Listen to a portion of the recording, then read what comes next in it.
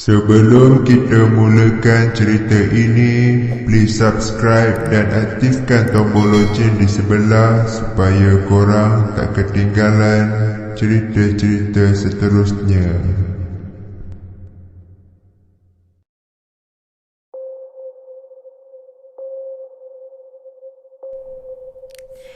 Nama aku Black. Aku seorang pencuri. Bukan pencuri hati, tapi betul-betul punya pencuri. Aku mencuri apa saja yang aku nampak menarik. Kereta, motor, barang kemas dan apa saja yang aku nak. Aku curi tanpa sebarang masalah. Pecah masuk rumah orang pun aku pakar. Selama aku mencuri, adalah 10 buah rumah yang aku berjaya masuk. Aku ni nak kata profesional tu taklah. Tapi sekali aku berjaya mencuri, hasilnya makan besar jugalah aku. Sampai sekarang, polis pun tak dapat jejaki aku. Tapi ada satu malam tu, aku tersilap masuk rumah. Agak kelakar bunyinya. Rumah tu sebenarnya bukan biasa-biasa. Di siang hari nampak luar biasa. Malam hari rupanya berpuaka. Rumah tu sangat jauh dari kawasan kejiranan. Aku pun tak tahu nak cakap macam mana. Sedangkan rumah tu dah berhari-hari aku intip dulu sebelum aku menjalankan kerja aku ni. Malam tu seperti biasa, sebelum aku pecah masuk rumah orang, aku akan sediakan beberapa peralatan mencuri di dalam beg galas aku. Safety shoes, mask dan glove semuanya dah sedia. Kiranya tu macam personal protection equipment atau PPE aku lah kan. Rumah yang aku nak pecah masuk ni rumah orang kaya sebab nampak besar dan mewah. Bertingkat-tingkat macam istana. Belum pernah lagi aku pecah masuk rumah sebesar itu. Aku rasa mesti ada guard atau anjing seekor dua. Mungkin hal ini menjadikan kerja aku ni sedikit rumit. Tapi masa aku intip rumah tu beberapa hari yang lalu, tak ada pula aku nampak kelibat anjing atau pengawal rumah tu. Tak mengapa. Apa saja ujiannya, aku mesti balik dengan kejayaan. Jam tepat menunjukkan pukul 2 pagi. Aku masih di luar rumah tu. Di celah-celah semak, mata aku tajam memerhatikan rumah tu dan keadaan sekitarnya. Walaupun ada nyamuk hinggap di kelopak mata aku ni, namun fokus aku tidak terganggu. Aku menarik nafas 2-3 kali untuk menenangkan diri. Rumah dah gelap, tak ada bunyi anjing, tak ada juga kelibat pengawal. Let's go! Aku tengok jam sudah 2.20 pagi. Aku target aku siap mencuri dalam masa 45 minit dari sekarang. Aku memulakan langkah perlahan-lahan dan berhati-hati. Setibanya aku di pagar rumah, aku lihat tiada seekor pun anjing, apatah lagi pengawal. Hehe. Bodoh, duit banyak, upahlah 10 pengawal. Paling tidak pun 2 ekor anjing kenai untuk jaga rumah ni, kata aku dalam hati dengan perasaan yang gembira. Kerana aku sudah terbayang andainya aku berjaya, hasil yang aku curi nanti pasti lebih lumayan kali ni. Selesai aku memecahkan pagar rumah, aku terus ke pintu utama rumah tu. Mudah, pintu ni juga mudah dirosakkan. Tiba-tiba aku terdengar bunyi tapak kaki budak yang sedang berlari di halaman rumah. Aku cuba suluh dengan lampu, namun aku tak nampak apa-apa kelibat di halaman rumah tu. Pelik, emosi aku agaknya. Aku peduli apa? Aku pencuri kot. Selesai kerja aku di luar, kini aku betul-betul sudah berada di dalam rumah mewah ini. Suasana gelap gelita. Aku hanya bertemankan lampu suluh. Agaknya tuan rumah ni pergi melancong, kata aku dalam hati.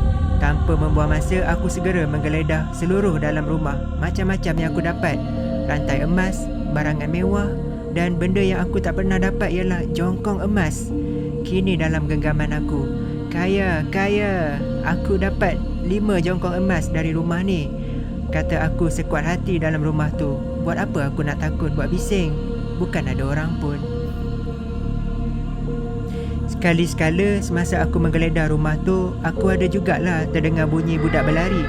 Tapi aku buat tak tahu saja. Yelah, nak takut apa? Aku pun setan juga. Memang aku tidak rasa takut, kerana masa tu fikiran aku hanyalah pada duniawi aku saja. Malam ni aku punya. Ketawa aku sendirian. Hinggalah pada saat tu. Ketika tu, beg guni aku hampir penuh dengan barangan mewah yang aku masukkan. Cukuplah, sudah hampir penuh. Berat pula aku nak bawa lari nanti. Ini pun sudah memadai. Sudah cukup buat aku senang hati. Tiba-tiba aku terdengar pintu bilik sebelah terbuka. Seperti ada orang yang membukanya. Aku segera mengeluarkan pisau. Ini untuk ugutan jika ada orang dalam rumah tu. Selama aku mencuri, aku tak pernah mencederakan orang. Ni hanya untuk kegunaan kecemasan atau ugutan jika ada sesiapa yang menghalang aku mencuri. Aku ke bilik sebelah dengan pisau di tangan aku. Dan aku lihat ada seorang budak kecil perempuan sedang duduk di atas katilnya membelakangi aku. Budak je. Belum sempat aku menghampiri budak tu, aku terdengar bunyi bising di bahagian bawah, iaitu di ruang tamu rumah tu. Habislah, orang rumah ni sudah balik. Jahanam. Ketika aku ingin melangkah keluar dari bilik itu, aku terkejut melihat budak perempuan tu memusingkan kepalanya 360 darjah ke arah aku yang berdiri di belakangnya. Dia ketawa melihat aku ketakutan. Lantas aku berlari menuruni tangga dengan guni aku. Aku tak berfikir panjang dengan bunyi bising di bahagian bawah kerana apa yang aku lihat tadi begitu memeranjatkan aku. Sampai saja aku di bahagian bawah, aku sekali lagi dikejutkan dengan 10 ekor pontianak memenuhi setiap ruang di ruang tamu itu. Aku tergamam. Apa yang aku lihat malam tu betul-betul nak menjadikan aku gila. Mereka cuba menekam aku. Aku menghunus pisau di tangan aku dengan keadaan yang lemah. Aku hampir pengsan. Mereka seperti tidak mahu melepaskan aku pergi. Ada yang terbang di atas kepala aku. Ada yang aku dengar nafasnya di belakang aku. Dan yang lebih mengejutkan, budak perempuan tadi merangkak menuruni tangga dengan lajunya dan memanjat belakang aku. Kau lepaskan barang tu atau mati. Dia berbisik di telinga aku. Aku menggigil ketakutan. Pisau aku terjatuh dari genggaman. Aku lepaskan guni di tangan aku. Serta-merta mereka semua hilang. Dan aku terus berlari keluar dari rumah itu. Keesokan harinya, aku kembali ke rumah itu. Ternyata rumah tu kembali ke sedia kala. Nampak mewah dan cantik macam yang aku lihat sebelum ni. Pelik. Pagar yang dirosakkan oleh aku pun sudah elok seperti telah dibaiki oleh seseorang. Orang rumah ni bela hantu agaknya.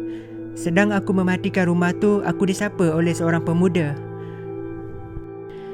"Abang buat apa tercegat depan rumah ni?" Tak ada apa. Saja nak tengok rumah ni. Kotlah nak jual, jawab aku. Acah-acah nak beli. Kalau jual pun, abang sanggup ke nak duduk rumah ni? Sebab rumah ni pernah jadi kes bunuh.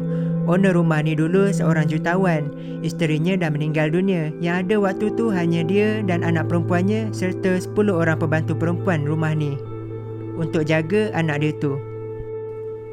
Sampailah satu hari tu, perniagaannya semakin merosot. Dia jadi sangat tertekan sehingga tidak mampu menjaga anaknya dan membayar gaji pembantu rumah ni. Lalu dia mengambil keputusan dengan menembak semua orang dalam rumah ni termasuk anaknya, dan akhirnya dia menembak dirinya sendiri. Rumah ni macam disumpah. Ada juga waris keluarga ni upah pengawal untuk jaga rumah ni. Tapi semuanya berhenti kerja membela anjing, namun kesemuanya mati dengan misteri. Saya pun pelik. Rumah ni macam ada orang jaga sebab ianya kekal cantik, kan bang? Iya, cantik rumah ni. Macam tu rupanya. Selepas beberapa minit pemuda itu berlalu pergi, aku terkejut kerana terdengar bunyi tembakan dalam rumah tu dan bunyi ketawa yang kuat dan menyeramkan.